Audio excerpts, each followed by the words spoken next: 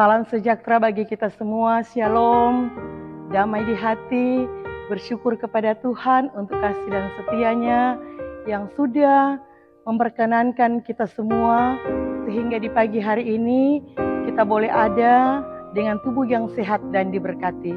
Sebelum kita akan melaksanakan tugas tentang jawab kita sepanjang hari ini, kita akan membaca dan mendengarkan firman Tuhan. Namun sebelum itu, mari kita berdoa. Kita berdoa. Terima kasih Tuhan untuk hari yang baru, hari yang sudah Engkau jadikan bagi kami, untuk boleh kami nikmati, bahkan untuk boleh kami jalani dengan segala aktivitas kami sepanjang hari ini. Sebelum kami akan memulaikan segala tugas tentang jawab kami akan membaca dan merenungkan firman-Mu.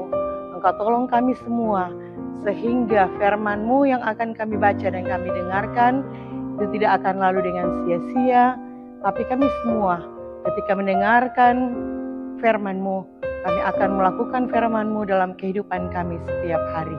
Tolonglah hamba-Mu yang akan menyampaikan firman-Mu di pagi hari ini. Terima kasih Tuhan, lebih jauh ampuni segala dosa dan kesalahan kami. Di dalam nama Tuhan Yesus kami berdoa. Amin. Bacaan firman Tuhan di pagi hari ini terdapat dalam Yohanes 19 ayat 4-6.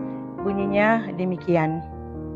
Pilatus keluar lagi dan berkata kepada mereka, "Lihatlah, aku membawa dia keluar kepada kamu, supaya kamu tahu bahwa aku tidak mendapati kesalahan apapun padanya."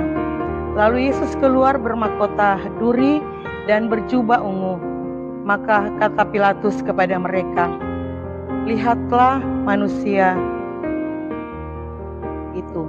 Ketika imam-imam kepala dan penjaga-penjaga itu melihat dia, berteriaklah mereka, "Salibkan dia, salibkan dia." Kata Pilatus kepada mereka, "Ambil dia dan salibkan dia, sebab aku tidak mendapati kesalahan apapun padanya."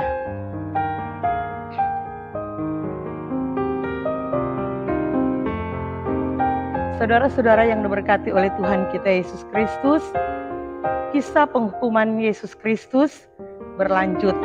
Pilatus berkata kepada orang banyak yang berkumpul saat itu, "Lihatlah, aku membawa dia keluar kepada kamu, supaya kamu tahu bahwa aku tidak mendapati kesalahan apapun padanya." Sebagai pembuktian bahwa Pilatus ingin mengadili dengan benar, Pilatus untuk kedua kalinya dengan tegas mengatakan bahwa ia tidak mendapati kesalahan apapun pada Yesus Kristus. Yesus Kristus kelihatan tak berdaya ketika keluar dengan menggunakan mahkota duri dan jubah ungu.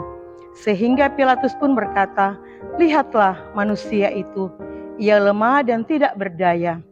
Yesus Kristus sebagai manusia yang tak bersalah seharusnya dibebaskan. Namun karena iri hati, dengki, cemburu dan kehasutan, disalahkan dan siap menerima hukuman. Saudara-saudara yang diberkati oleh Tuhan kita Yesus Kristus, Dia yang tidak bersalah rela dijadikan tontonan dan diolok-olok. Pilatus mungkin berpikir orang banyak akan merasa kasihan kepada Yesus Kristus, sehingga menghentikan tuduhan mereka. Namun ternyata tidak demikian. Mereka yang sudah terkena hasutan malah berkata dengan lantang, keras dan arogan, "Salibkan dia, salibkan dia." Pernyataan yang begitu menakutkan. Haruskah orang yang kelihatan lemah dan tak berdaya ini disalibkan? Di balik ungkapan yang penuh kebencian itu, ada yang sementara berbahagia, karena niat mereka sebentar lagi akan tercapai, yakni menghukum mati Yesus Kristus. Mereka yang adalah para imam dan ahli-ahli Taurat. Pilatus putus asa, mungkinkah ia bermaksud membebaskan Yesus Kristus, tetapi tidak berdaya menghadapi orang banyak yang menuntut Yesus Kristus harus disalibkan? Pilatus akhirnya berkata, "Ambil dia dan salibkan dia, sebab aku tidak mendapat kesalahan apapun padanya." Ketiga kalinya Pilatus mengatakan bahwa anak manusia itu tak bersalah, tapi ia tidak dapat berbuat apa-apa. Sungguh ironis.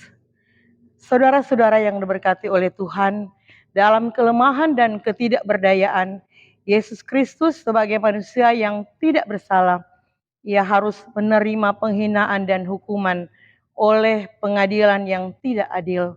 Orang banyak menuntut dia harus disalibkan, penderitaan dan pengorbanannya dijalaninya dengan kerelaan adalah supaya manusia diselamatkan.